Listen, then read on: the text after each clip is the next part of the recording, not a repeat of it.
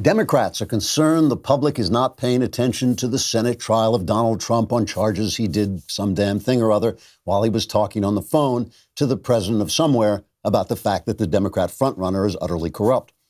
Democrats fear people may not watch the trial because they're too busy with their new high-paying jobs or their soaring investment portfolios or spending time with family members who aren't going to war because all our enemies are afraid of us.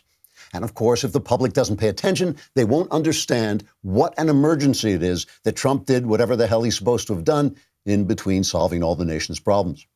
So, to ensure the public finds the proceedings as gripping and urgent as Democrats are pretending to, Democrat leaders are discussing ways to make the trial as entertaining as other Democrat shows, like those Hollywood awards ceremonies where millionaire movie stars tell us how stupid we are, or those library story hours where people with sexual disorders try to pervert our children.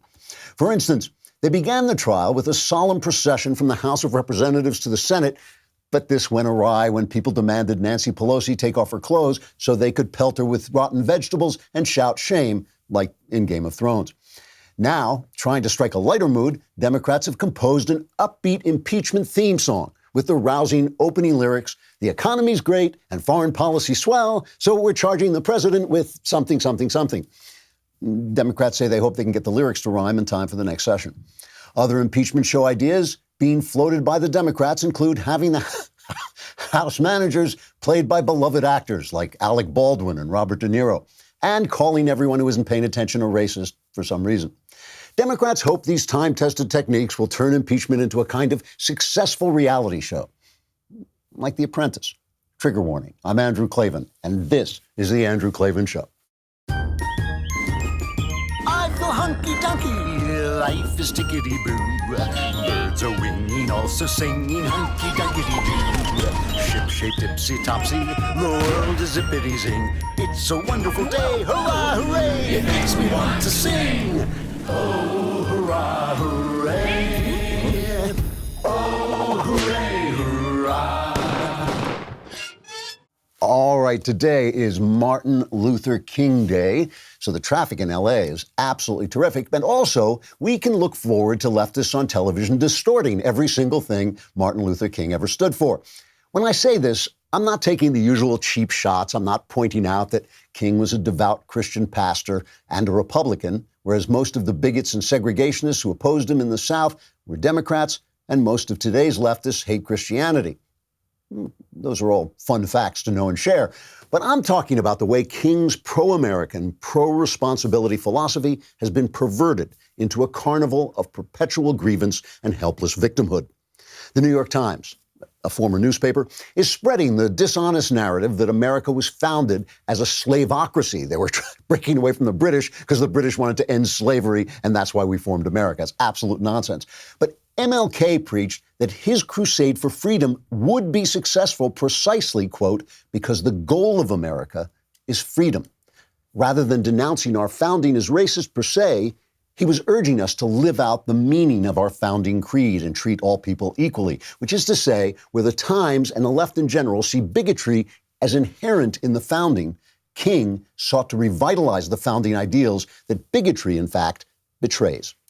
King looked forward to a day when people would be judged by the contents of their characters, but the left judges everyone by the color of his skin, evidenced by their disgusting rants against whiteness and their racist philosophy of identity politics and intersectionalism, which is just pure racism in another way, just another way of putting their pure racism.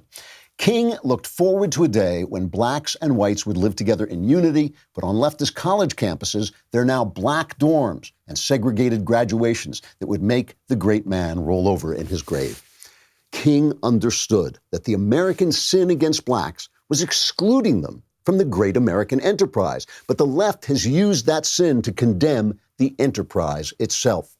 MLK was not a perfect saint any more than George Washington or Abraham Lincoln were perfect saints, but like them, he was a great man with a great vision of bringing our founding to fruition, not discarding and undermining our founding in the name of past errors. I've said this before, the divide in our country is not between right and left. It's between friends of the American founding who are centered on the right but have allies on the left, and enemies of the founding who are centered on the left but have fellow travelers on the alt-right.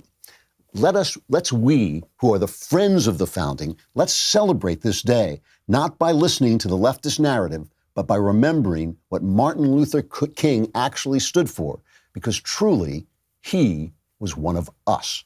We'll talk about this a little bit more, but first, let me do an ad that I'm really looking forward to doing. It is for Tommy John underwear. Now, when we get ads, when ads come into the Daily Wire, we have our friend Jared look over them, and he tells us what we can check out to make sure we want to endorse the product or not, and whether we think it's worthwhile, and we all take a look at it. With Tommy John, Jared just said to us, this is the best underwear I have ever worn.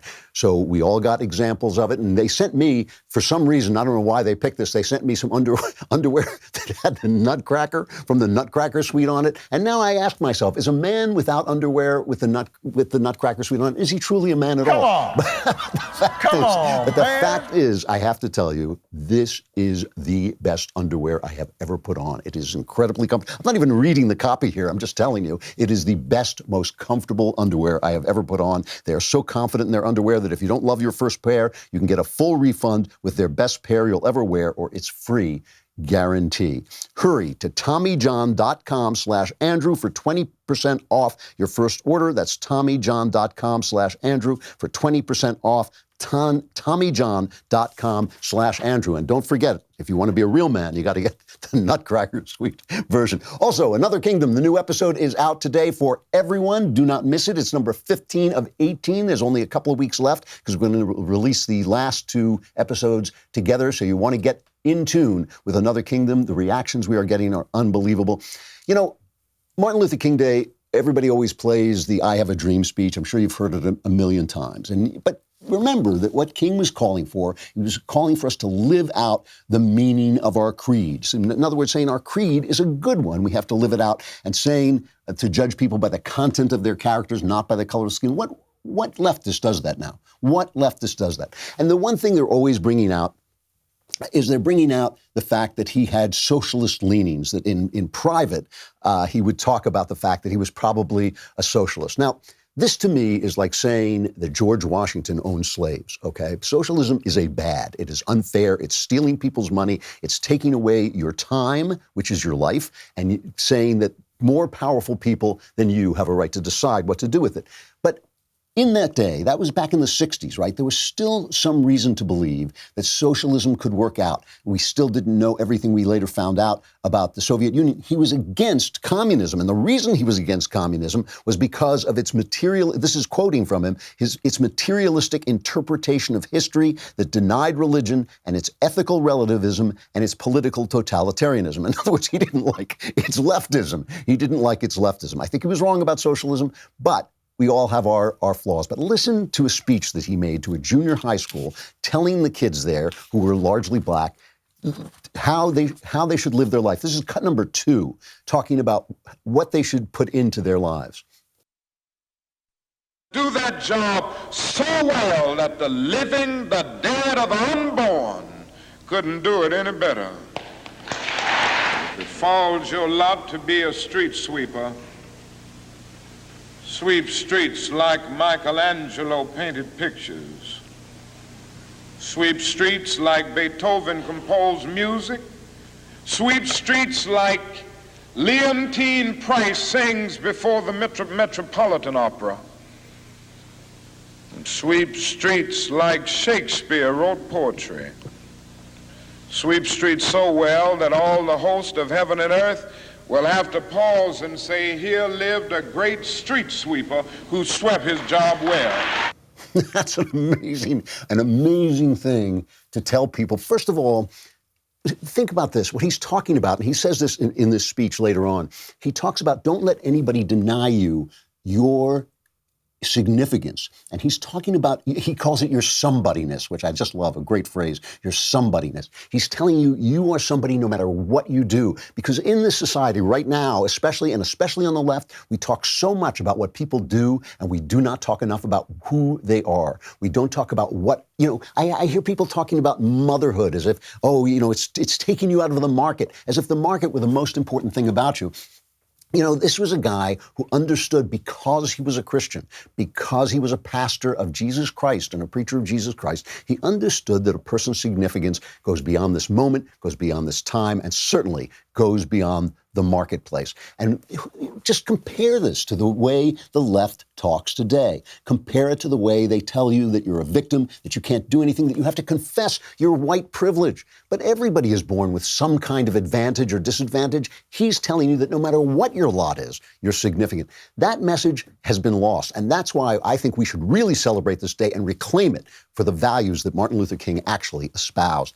You want to see what the part of the left that triumphed in the interim between Martin Luther King's day and our day? Let's go back to Bernie Sanders, all right? This is Bernie Sanders giving a speech back in those days about the revolution in Cuba that brought them under the tyrannical rule of communism, and how he hated both the Republicans and the Democrats, because in those days, both the Republicans and the Democrats were against communism. And, you know, I sometimes just want to come in one day and just play JFK speeches, because if he doesn't sound like a Republican, nobody does. This is the left. This is the left that has taken over the Democrat Party since Martin Luther King's day. Listen to what Bernie Sanders says. I was very excited and impressed by the Cuban Revolution. And there was Kennedy and Nixon talking about which particular method they should use about destroying the revolution. And I remember the irony, as we learned the history later on, Kennedy was saying that Nixon was too soft on communism. Let me pick up a point that Rick was making. In Cuba, we should deal firmly with Fidel Castro. And Nixon was playing the role of, hey, you got to be patient. You know, you can't do these things. You got to negotiate. Well, of course, what he was upset about is that secretly they were planning the Bay of Pigs invasion right then. But for security reasons, he couldn't come out and say, we're already planning the destruction of the Cuban Revolution. Don't worry about it. So he was the liberal, and Kennedy was playing the conservative. And actually, you know, when you read novels, people say there's a sick feeling in your stomach. Usually I'm sufficiently unemotional not to be sick, but I actually got up from the room and almost left to puke. Because for the first time in my adult life, what I was seeing is the Democrats and the Republicans, both of them, and of course, as Rick points out, Kennedy was the flashing young liberal. And what we were seeing right before my eyes, way back then, and I didn't know anything about politics, but clearly that there really wasn't a whole lot of difference between the two. Boo! You suck! We just threw that in. That wasn't part of the speech.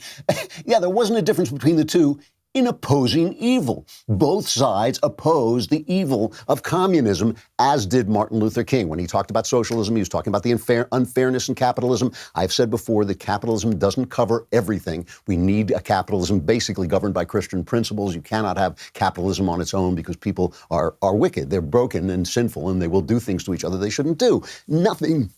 No system covers everything. We have to be dedicated to doing right. We just have to be. However, Martin Luther King opposed communism. That's the side that Bernie Sanders is now one of the front runners in the Democrat presidential race. That's the side that took over the Democrat Party. And you want to know how crazy they are?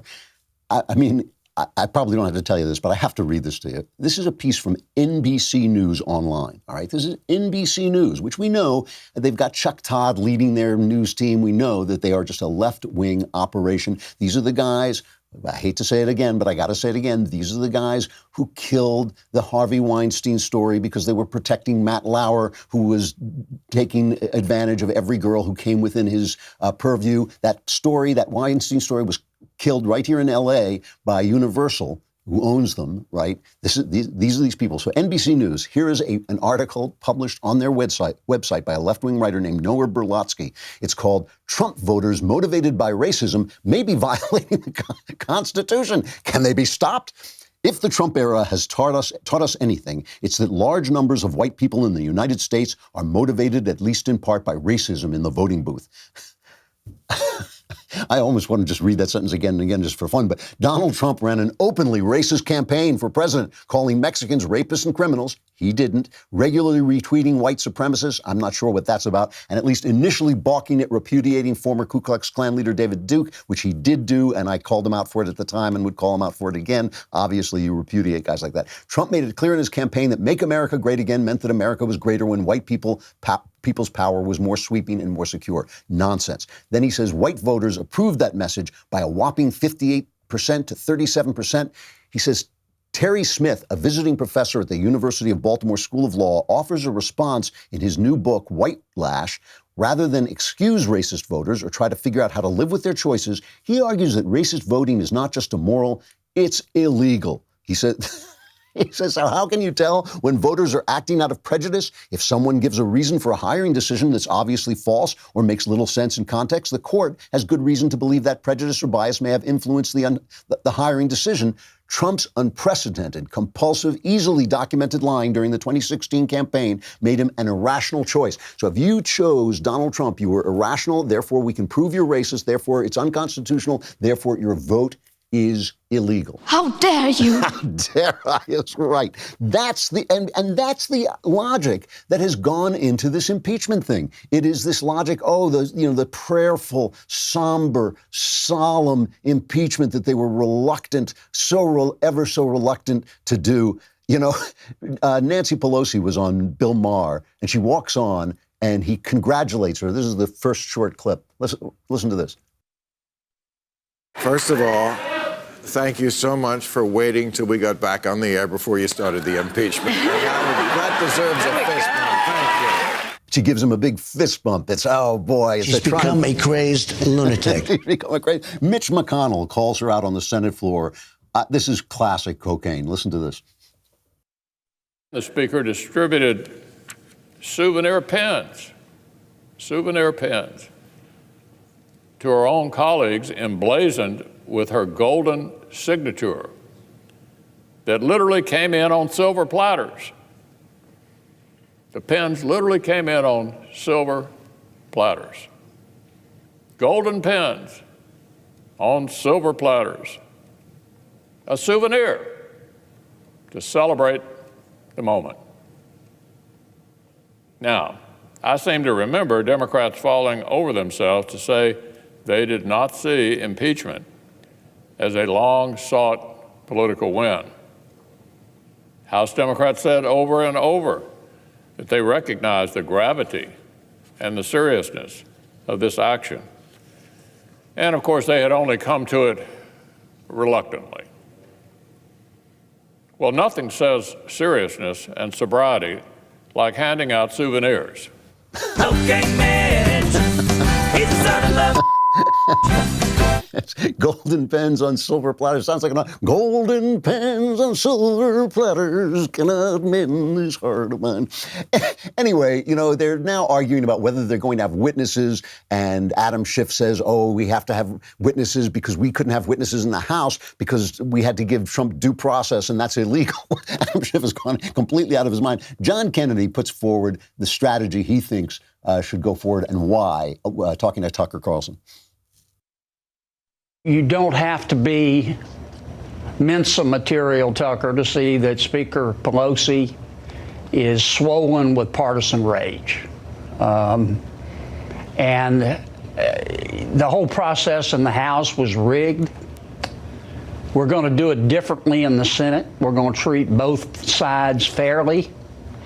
As I said the other day, when we're done, I don't want the American people to look at the Senate's work and say, well, we just got run over by the same truck twice. It was unfair in the House and it was unfair in the Senate. I want people to walk away and say, look, the Senate was fair. They did it right. They gave equal time to both sides, and we understand the allegations, and the Senate voted. And that's what we're going to try to do. I think that's the right strategy. I think that, they're saying, we had an article in the Daily Wire saying that Mitch McConnell has reportedly created a, quote, kill switch, unquote, for the upcoming Senate impeachment trial that would allow for the president's legal team to either seek an immediate verdict or a dismissal of the case if the trial descends into a circus spectacle. And what they're worried about, Adam Schiff is such a dishonest agent that they're worried that he will take this over, turn it into the Adam Schiff impeachment show. Shifty Schiff. Is that guy the worst? I don't know if I'm hearing these voices. If you're hearing, I hope you're hearing them too. But Mitch McConnell wants to stop that. I think if the Senate does a good job, they will put this to an end, and they should. That's exactly what they should do. So I just want to play. The Media Research Center does such good work. And when we're talking about whether there should be witnesses in the trial, and of course the media is saying, oh, there have to be witnesses. If there are no witnesses, then it won't be fair. The Media Research Center went back to the Clinton trial. And this is the media talking. This is a montage of the media talking about having witnesses at the Clinton impeachment trial. The whole issue has been a sham. It shouldn't have gotten this far. The House acted improperly in passing it on to the Senate. Why is your party dragging this thing out? Why is this happening? Why go through all this business about witnesses? Do we really need more witnesses? It's going to add months to this thing.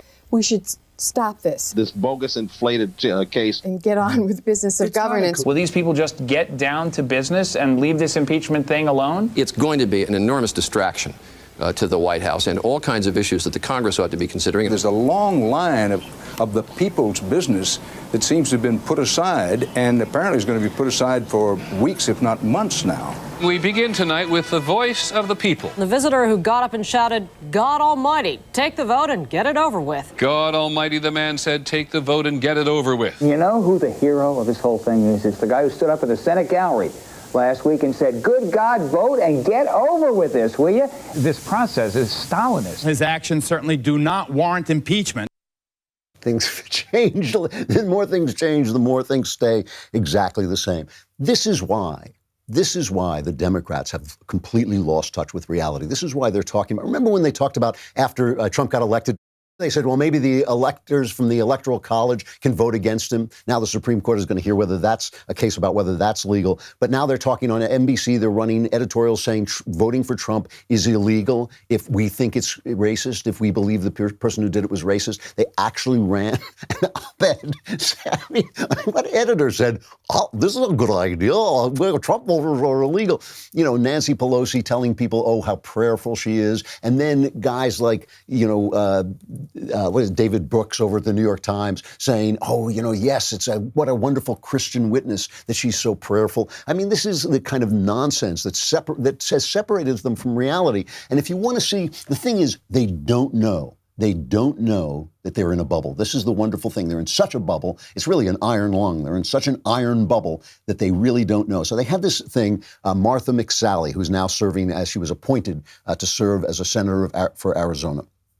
And this is a very accomplished lady. She was a United States Air Force combat veteran. She flew combat missions after they said females could do that. I mean, thank God she had a combat jet and didn't have to use a medieval sword when she would have gotten herself killed. But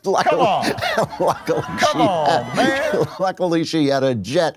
Anyway, she was walking to the impeachment trial. She was approached by CNN's Manu Raju, I think it is. And this was their exchange.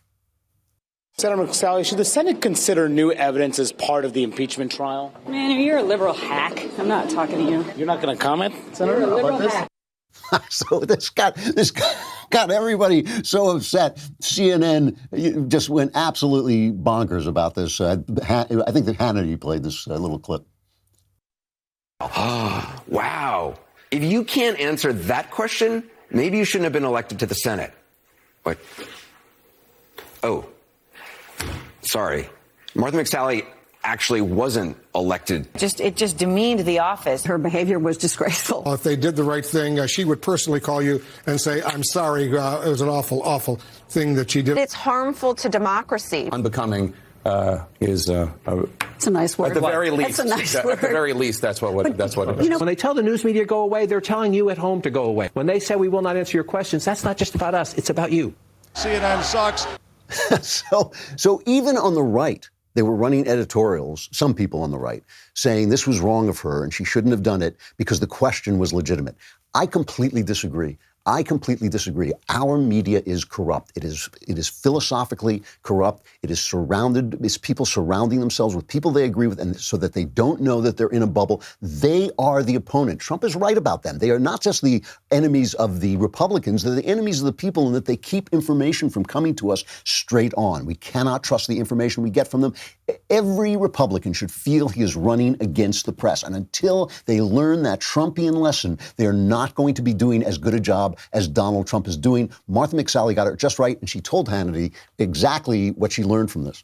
I actually thought they understood that they were liberal, that they were a part of kind of helping with the Democrat agenda. On a daily basis, you see whatever the Democrat talking points are the talking points in the liberal mainstream media, as you know. And I thought that they were aware of it, but somehow they just, checked their journalism objectivity at the door. What's been fascinating in response is it seems like they actually think they're neutral. They think they're objective. And that is more troubling. That it's just delusional how they've responded to this.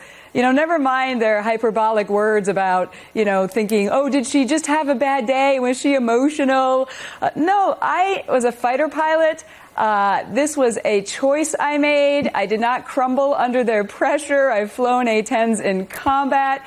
I decided to call a liberal, and for whatever reason, they couldn't handle it. They can't handle it because she's absolutely right. They don't know.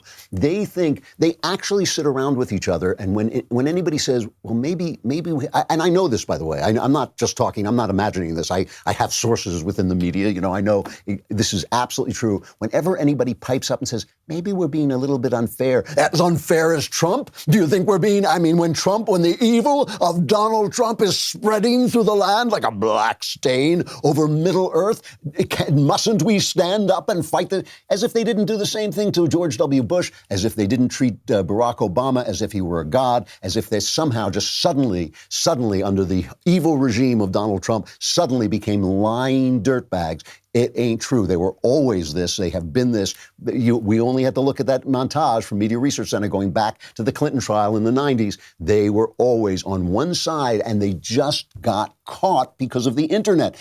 That's the reason. Because we're here. Because all these little guys fighting the empire of lies, popping up from behind trees and shooting their flintlocks at them, are suddenly exposing them, and they can't stand it. They can't stand to be exposed to the people, and they can't stand to be exposed to themselves. McSally is absolutely right. She got it exactly right. And that idea, by the way, that she cracked under the pressure, she got hysterical, because she's a woman, she got hysterical, and she said, I was a fighter pilot in combat. That's a pretty good response. This is what Republicans have to learn. This is why Trump is right. This is why all the never-Trumpers were wrong. Until we break out of this bubble, until we break the back of this lying media, we've got no chance. We've got no chance to win back the people. We've got no chance to make our arguments straight up. We've got no chance to defend the positions, the good positions that we're defending. We're just going to hear lies, rewritten history.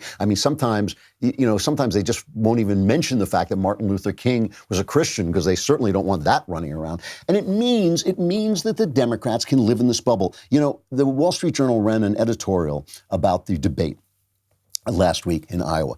And they talked about the fact that, remember, President Trump in his inaugural address said this American carnage has to end, and he was talking about all the unemployment, and everybody said, whoa, that's so dark. That's so dark. There's something wrong with a man who's so dark. Well, they point out in the Wall Street Journal that every single one of the Democrats on stage talked about how bad the economy is. Joe Biden said, where I come from, the neighbors I come from, they're in real trouble. Working class people and middle class people. Elizabeth Warren said, Americans are sick of living in a country that is working great for the corporate executives, but isn't working well for everyone else. Bernie Sanders said, in America today, our infrastructure is crumbling. Half of our people are living paycheck to paycheck. Here's the facts, okay? They can do this because the media tells them all of this.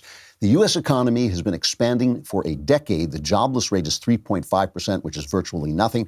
Incomes are now rising faster for low-income workers than for their bosses. That includes a 5.9% annual increase for the bottom 10th of workers during the Trump presidency, more than double the rate in President Obama's second term. The bottom half of households have seen their net worth increase by 47% since the 2016 election. 47% for the bottom half. A late 2019 Quinnipiac poll found 57% of Americans said they were better off financially than in 2016, while 22% said they were worse off. So in other words, it's like they're completely separate from reality.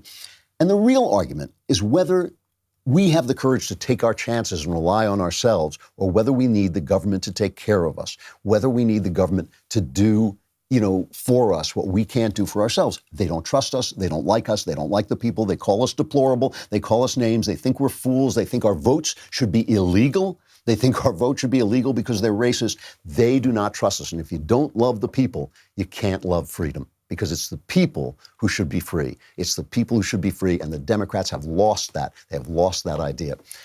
We have to take a break from Facebook and YouTube, so this is a good moment for me to talk to you about going to dailywire.com and talk about the fact that you should be subscribing to the Daily Wire. I also want to talk to you about something else. If you listen regularly, if you've read my speeches, I have that book that I put out on Amazon, The Art of Making Sense. I tell the story of my pro-life conversion and my support of the pro-life movement. Since the passing of Roe v. Wade, over 60 million preborn children have been killed in the womb. 60 million children who never had a chance to give the world their love, and their countless young women have been harmed physically and emotionally. And last year, the left went even more crazy, passing the New York state law allowing abortion up to birth. Like the minute before birth, that's not a child. The Illinois state law allowing partial birth abortion. This year, almost every Democratic candidate supports no restrictions on abortion, and Democrats in office have even moved to lift protections on babies who survive abortion procedures, allowing doctors to kill them after birth. I've talked about this before. You go down the wrong road, man, you will keep on going, and you will end up in a dark place. Now, what you may not be aware of is how actively our political adversaries are working to shut down pro-life voices. When Ben Shapiro streamed his podcast live from the March for Life in D.C. last year, our advertisers were targeted by left-wing media watchdogs, and several of them pulled their ads from our programs. And this wasn't the first time, nor will it most likely be the last time, that we're attacked in a censorship attempt. It happens to us all the time. We're not the only targets. Live Action is one of the biggest voices in the pro-life movement. They continue to do some of the most important work in the space, from raising awareness and education on the abortion issue to undercover videos that expose Planned Parenthood and other abortion clinics for horrific human rights abuses. Live Action has been targeted numerous times on social media. They've been banned from advertising on Twitter for their calls to defund Planned Parenthood, and they have been banned from Pinterest altogether for quote, spreading medical misinformation. You can guess what that misinformation was. It's also known as the truth. They've also seen their advertising efforts and their online distribution restricted depending on the platform. That's why our dailywire.com members are so important. Your membership keeps the cameras on and our microphones turned up. And this is especially important during this election year. Your direct support helps us to say no to advertisers when they cave to these heinous ideologies. You keep us and our message from being canceled, and you help the conservative pro-life voice get louder. That is why from now until January 31st, a portion of any dailywire.com membership will be donated to Live Action with promo code LiveAction to support awareness and education around the world on this issue. So join dailywire.com and make your pro-life voice even louder. You know, yesterday in church, the preacher was talking about how God sends the apostles. The apostles get thrown in prison for preaching the gospel. God frees them from prison and then says, go back out and preach the gospel again. In other words, don't let your voices be silenced. And the preacher said, that sounds a lot better on a coffee mug than it does when you try to do it in real life. He is absolutely right. We are trying our best to speak the truth. We depend on sponsors, but we depend on you. If you support us, then we can stand up to the sponsors who cave in when they come after us. Please do it. It's worthwhile. Come on over to dailywire.com and subscribe.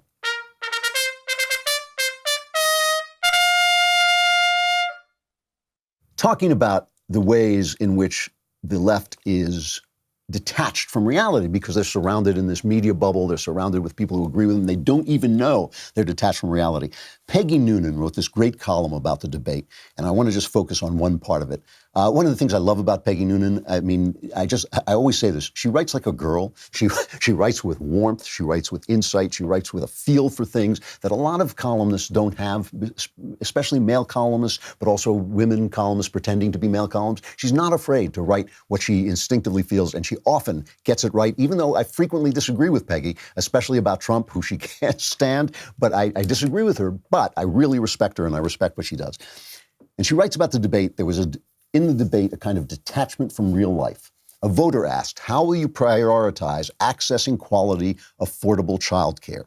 The candidates were indignant that women can be held from the workforce by the high cost of childcare. Pete Buttigieg vowed to get federal dollars involved and spoke of stunted careers. Miss Warren said, my plan is universal childcare for everyone. She told of how she was almost forced off track by childcare problems. Mr. Sanders said, every psychology in the world knows 0 through 4 are the most important years of human life intellectually and emotionally. Then Peggy Noonan says, no one spoke with compassion for parents, for mothers who forego the earnings and status and relationships of having a job to stay home with kids under 4. No one said that actually a lot of parents think the most important thing is to stay home and raise the kids, and that many struggle to do it, and we might want to help them. No one noted we don't give any particular honor to those who stay home, even though our culture depends on them. Now, I always have to be careful when I'm an anti-feminist. I don't believe in feminism because I believe that feminism elevates male values over female values. It tells you to lean in. It tells you to be ambitious in your career. It tells you the most important thing about you is what you do, not who you are. And it basically denigrates at-home moms, who I personally think are the most important people in the country, in any place, in any society. That when they say the hand that rocks the cradle rules the world, I would say the hand that rocks the cradle forms the world, which is more important. I always will have to be careful about this because I know that I learned this from doing the show, really, that people have little boxes in their heads. And whatever you say goes into one of those boxes, and they hear what's in the box. They don't hear what you actually said. So I just want to emphasize, as I always do, I'm not telling any individual woman what you should do with your life. We are individuals. We each have a call. Each one of us is a path to God. Find your path. Follow your path. I'm just talking about the principles of virtue and ideas that govern a society. And I think feminism is has at least become a series of bad ideas that denigrate women in the work that women have historically done. One of the myths of feminism is that women were oppressed like blacks. They compare it to like the struggle for blacks to gain equal rights. It's not. Before there was technology, the roles of women and men were designated by nature, and they had different roles. And so people say, well, women couldn't even vote. Yes, because men had the role of running governments while women had the role of forming human beings and forming culture. They also, before technology, they also had home industries that gave them economic power. Women used to be called the distaff because they made all the clothes. That was an instrument used for making clothes. It's technology that has transformed the role of women, and society is trying to keep up. And I completely support that. I completely understand this, giving women more choices. They should take advantage of those choices. It's put them in different positions. They should understand those positions. Nothing against any of that. What I have is this. What I oppose is this idea that women should only be judged insofar as they live up to the roles of men. That's what I think is absurd. When I say, what I disagree with Peggy Noonan about here is she says that the left doesn't give any particular honor to those, and let's face it, we're talking about women. It's not, I know that there are at-home men, but those are the exceptions. The rule is women. Nobody wants to be raised by me. You want to be raised by my wife. I'm just telling you, that is the way it is. Okay, so no one gives any particular honor to those who stay home, even though our culture depends on them. And what I disagree with here is I think the left attacks at-home mothers because our culture depends on them. It is women, it is mothers who feed the culture into the life of the young. It is women and mothers who establish what the rules are, what behavior is right, what we believe, what is normal. It's really important to establish in a child's mind what is normal before you can give him tolerance for what is abnormal. That's why these transvestite story hours in libraries are so misguided. It's just confusing to children. You can start with this is normal. Normal people have rights too. The majority have rights too. You can start with this is what normalcy is. And then if you have to struggle against normalcy, you can have tolerance and compassion for that. Again, I'm not telling anybody what they do, but I'm just saying that the left hates all of this. They hate the culture. They hate our debt to the past. They will not allow people to say this is a wonderful country, and though we have changed over time and we have to live out the meaning of our creed, as Martin Luther King said, we are trying, we move forward. They only want to just detach us from the past. Edmund Burke, one of the great conservative thinkers to my mind, always said, tradition got you where you are. If you think anything is good about this, stick with the tradition and make changes in keeping with that tradition. It's women, it's at-home mothers who establish those traditions and keep them alive. I think it goes beyond this. I think that children who don't have women in the home from the ages of 1 to 5, I think they live with a certain emptiness. It doesn't mean you don't admire your mother for what she did. It doesn't mean you don't admire her for her work. But I hear this again and again, that there's a certain emptiness that people feel, and they don't always know why it is. But if you start to question them, you find out, oh, they didn't have mothers in the home. Has anybody ever done a study about childhood obesity and its relationship to mothers being in the home? Because they're always talking about, well, they eat too much soda, they play too many video games, they stay indoors. Is that really what it is? Or are they trying to fill a void that was created, by not having a mother in the home? Meanwhile, feminism, they had the Women's March, which has become, I think 6,000 women showed up for it in Washington. I mean, hundreds of thousands show up. I have got to play this. This is a long clip, but it's a long clip of them trying to sing a chant song at the Women's March. Well, just play it. It's wonderful. So now we're going to do only the song, and then we'll do it with the movements and everything. Okay? Yes! See? When we... One second, please. Sorry. When we are going to be in the march, there's going to be whistles, right? Like whistles that's to be silence. Then another round of whistles, and then is when Cometa start with the kazoo. That's the sign, the cue for the band. And then, to start the dance, is my whistle, okay? That way we can all start together. If you don't hear it, you just follow the group. It doesn't matter. Yes? Yeah! Okay. Woo-hoo! Let's go with the kazoo.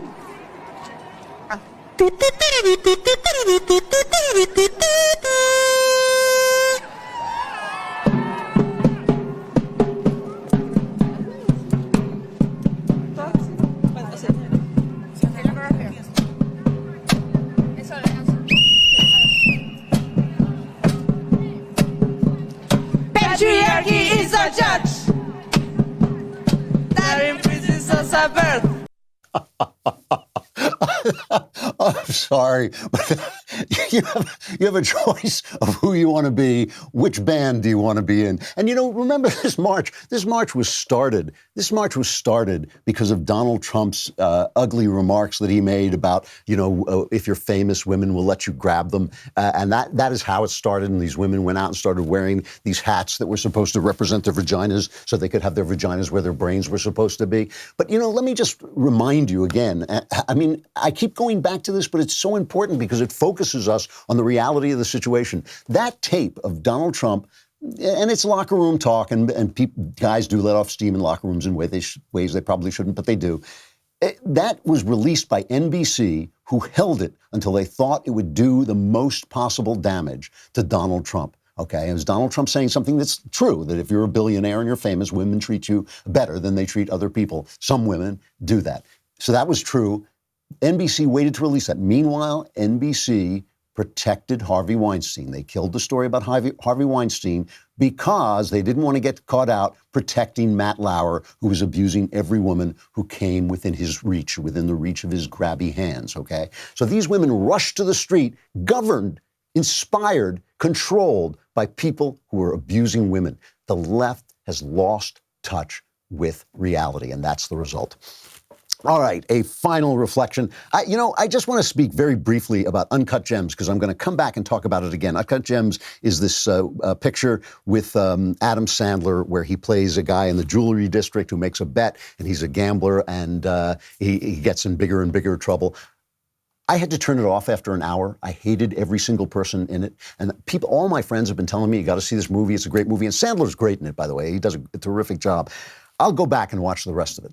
Because the next morning I woke up and I thought, I could not stand that. Everybody in it is an ugly character. There's no one that you respect. There's no one you care about. It's just like awful people doing awful things to one another. And I could not, for the life of me, understand why all my friends wanted me to see it and why they thought it was great and why it's getting good reviews and it's getting nominated for all this stuff.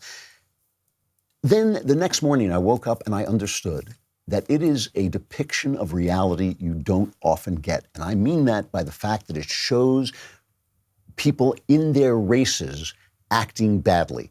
The Jews act like the worst, cliche of Jews, money hungry and kind of squealy and backing down from physical violence. The blacks are completely irresponsible and aggressive without actually taking responsibility for themselves. The women are all complaining and unhappy, but they never, ever take responsibility for themselves. They never take their own lives in their own hands. And it's just an actual depiction of people acting badly, because when people act badly, they do fall into the cliches that the people who hate them use. So it actually shows people who are not that appealing, not that attractive. And I thought, gee, maybe it's just the honesty. Maybe it's just the honesty and the self-responsibility and taking responsibility for yourself that glued people to that picture. So I'll go back and watch the rest of it. I have to say, they were not people I wanted to spend too much time with, but I'm happy to spend time with you. And so I will be back again doing that exact thing tomorrow. I'm Andrew Klavan. This is The Andrew Klavan Show.